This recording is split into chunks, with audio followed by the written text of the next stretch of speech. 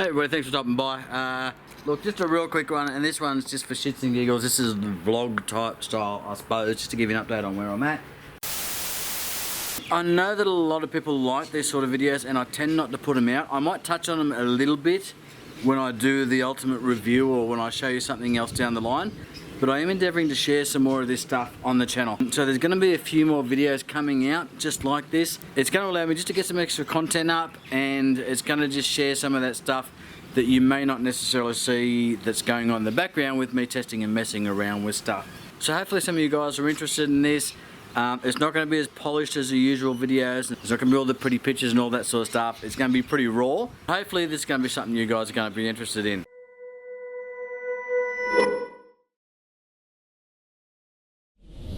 Now I've got the inverter's in.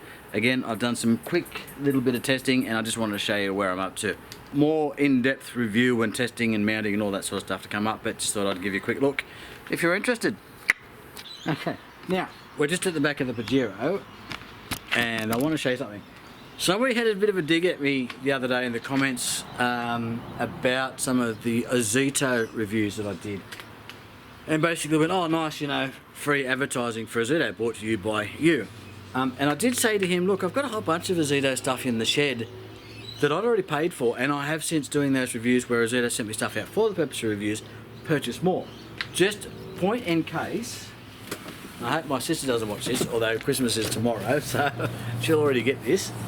I bought this. This is an Ozito electric pole printer for my sister for Christmas. So that's what she's getting for Christmas. So that's Ozito, and I paid for it. So I just wanted to touch on that in relation to my reviews, because I just got hit up today by somebody else wanting to send me out some folding solar panels. I get a bunch of stuff sent to me, you know, aux beams and lights and all that sort of stuff, and a lot of it's just China stuff, and we know that sometimes the China stuff can be hit and miss, and I just want to cover this off in relation to past reviews and future reviews. And I know I've mentioned it in the past, but what you'll often find with my channel is that I'm not trying to sell you something. I don't care whether you buy it or not. Aux beam, for example, and Colite, and some of the other stuff that I've had, they have an affiliate program. So what they do is they'll say, we'll send you out the product, and we'll provide you with a link, and then people can click on that link, similar as you do with eBay and Amazon, and any people you send our way will give you a commission. Usually it's 5% or 10% like that. Now, for none of that stuff have I ever provided an affiliate link. I do for the eBay, and I will for the Amazon, but they're separate. I'm not trying to push you to a specific product or a specific dealer. What happens with the eBay and the Amazon is if you click on it, it'll take you to that product, obviously, but then if you buy something else unrelated, you still get a commission for directing you to the website.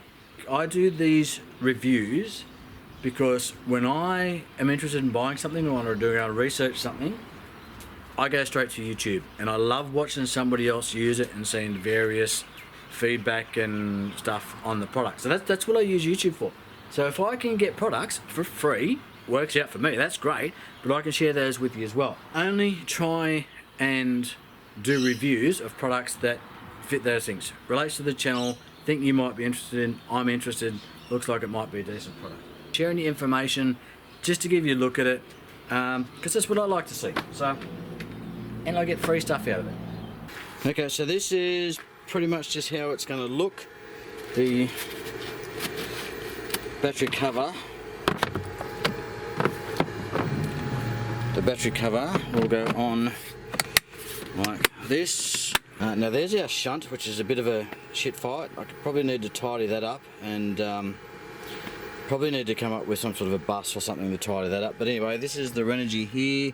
It fits into the same place the King's does. Here is our fuse panel for the aux beam switch panel up there. That also feeds that switch panel over there. So anyway, I'd really like to be starting this whole battery system again, and I'd probably do something a little bit different, but anyway, it is what it is. So there's our Renogy. It's off at the moment. We'll switch it, you'll see she comes on, which is nice. So what we might do is connect up our oven and just do some tests. I did some quick tests last night, but it was getting dark, the mozzies were eating me. It did work, it ran, all that sort of stuff, but I did start to get some warm connections on the battery between the cells. So I want to run it again today and just keep an eye on those terminals, and we'll just see how we go. Now, one amongst many benefits of 240 volt is that to do this testing, I don't need to have that oven in the back of the car, because I don't need to get it as close to the power source, i.e. the battery, as I need to for the 12 volt, because we're going to run 240 volt from the inverter out to the oven here.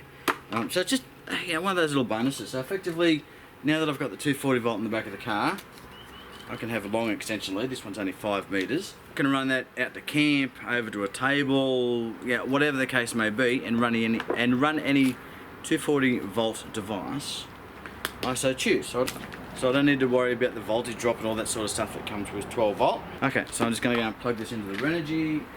So going to open that battery up just so I can keep an eye on it, and we can just touch the terminals just to see if they're getting hot. Okay, so that's our battery there. We've got the app open for the daily BMS. Now it is reading 68%, but we've had everything disconnected and whatever, so it's going to take a number of cycles to figure itself out again, I think.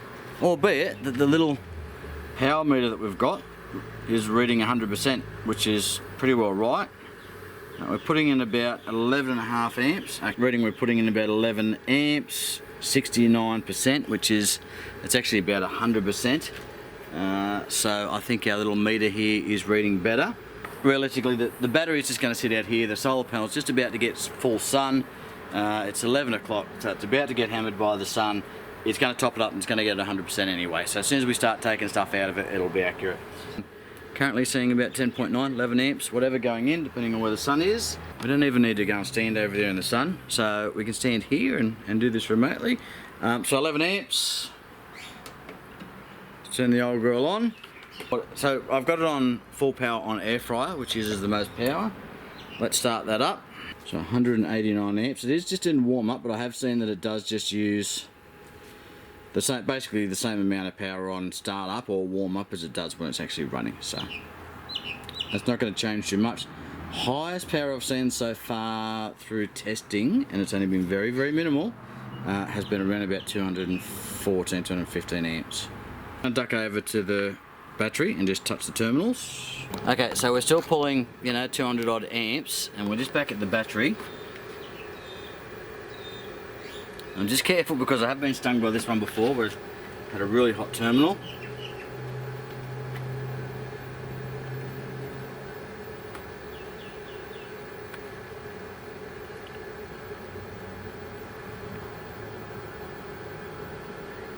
Okay, this one here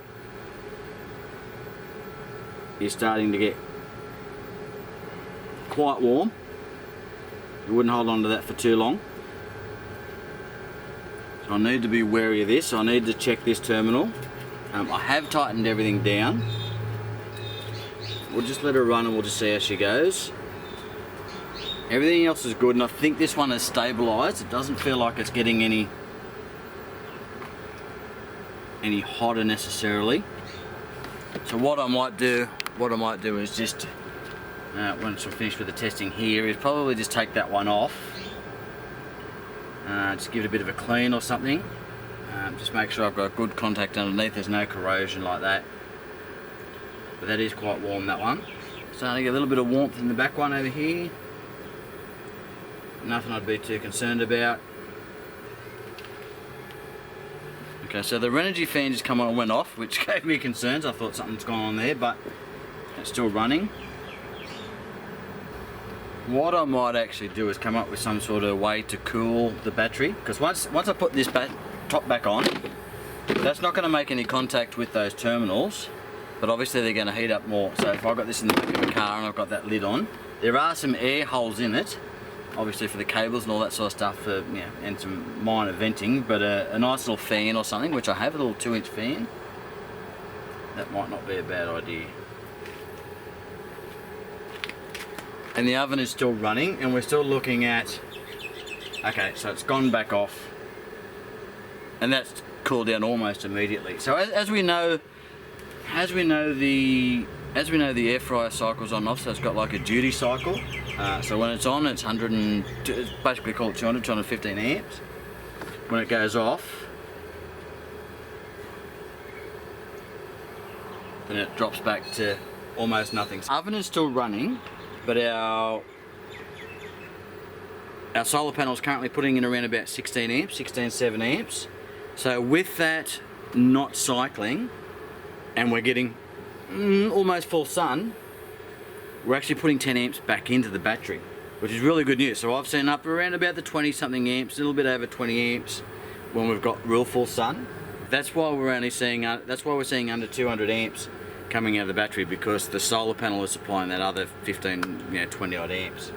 So that's good, that's really good. So in daylight and full sun when we're camping, the load represented by the oven is going to be less than 200 amps, which is really, really good. I suppose once we're already up around the 200 amps, what's another 10 amps? It probably doesn't matter. But and we're just getting some shade now, but I'd be lying if I said I was happy just to pack it all up, just connect it up and walk away and just let it go and do its thing. I'm not happy to do that at all. I recognise that this is a huge load on these batteries, and whilst they've been tested for 12 volt loads and stuff like that, we've had it up to 130 odd amps or something like that for the induction cooker. This is the biggest load I've ever put on this, and we really need to keep an eye on that battery. I mean, effectively they're still relatively new, so almost untested, not completely untested, but untested at this sort of load. We've got a new 3000 watt inverter in there. Now, don't mess about, 240 volts can kill you. So if there's any issues in here, and this inverter shorts or does something weird in here and goes to the chassis, could kill everybody sitting in your car. It's unlikely, but it could happen. I'm certainly not a professional by any means, so take any of this information that you see on my channel with a grain of salt. Follow along at your own risk. Seriously, follow along at your own risk. A little bit of experience in it, obviously been messing about with it for quite some time. Lithium chemistry is all new, and I'm doing research and seeing whatever I can find on it, but this could go pear-shaped with these sorts of loads like that. Literally like that. Losing your batteries or blowing out a BMS worth a couple $100 would be the least of your worries. To keep that in mind, that once you start messing with these sorts of currents and loads and stuff on your batteries in the car, you need to know your shit, or you at least need to be safe. But yeah, I'm really happy with that. I'm really happy with that. I'm still getting used to the noises that the oven makes, but it's done and it's finished cooking and it's as hot as shit, but it's done. So that was only a 10-minute test, but it's done. It is hot as hell, so I really need to come up with some sort of insulation for this. But the good news is the battery system is supporting it, and I'm happy to report that the Renogy 3000 watt, we're basically pulling 2400 watts out of it. So I'd like a Bluetooth unit on my inverter so I can actually see what I'm pulling at the other end. But that battery's gone straight back to cold, so hand on it, whatever.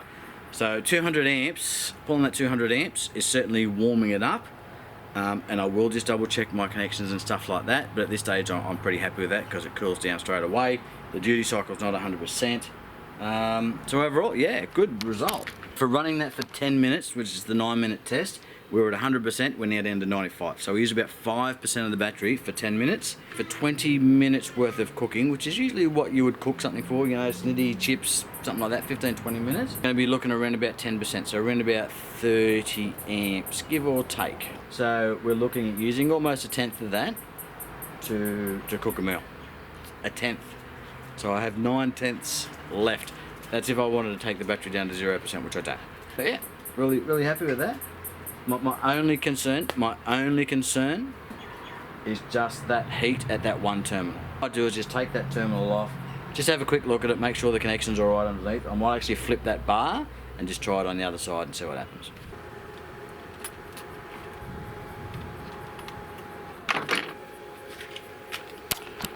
Okay, so another quick load test. Alright, so we're putting in 15, 16 amps, that's good. Still thinks we're at 67%, but again, that'll sort itself out. And we'll just hit start on that.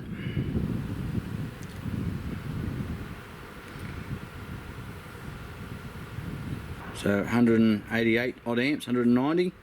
We're getting a good amount of sun there at the moment that's going into the battery, so that's good. So once I get my other solar panel sorted out, Once I get that other solar controller set up, that I can input some 12 volt panels as well. In addition to that one, redo some wiring. We're going to start looking around about maybe 40 amps or something like that. I have had a supplier, All Powers, reach out to me and say, hey, we've got some foldable solar panels, are you interested? And they want to send me two 200 watt ones, which would be awesome. 400 watts plus the 350 we got on top, 750. I'm just going to check those terminals. All I did was just flip that bus bar, give it a little bit of a clean, and it seems fine. So we're still drawing so it's no longer heating up. I can put my hands on it. We have just cycled off this to make sure that I am testing it out when it's actually pulling the load. All Powers Solar, whatever they are, Chinese company does solar panels and they call them solar generators, but they're basically just lithium battery packs, the same as the Blue Weddy. Said, hey, you interested in some solar panels and two 200 watt ones? I said, yep, absolutely, shoot them through, I'll have a look. So they'll pair up real nicely with that Blue Weddy. That's what they're actually designed for.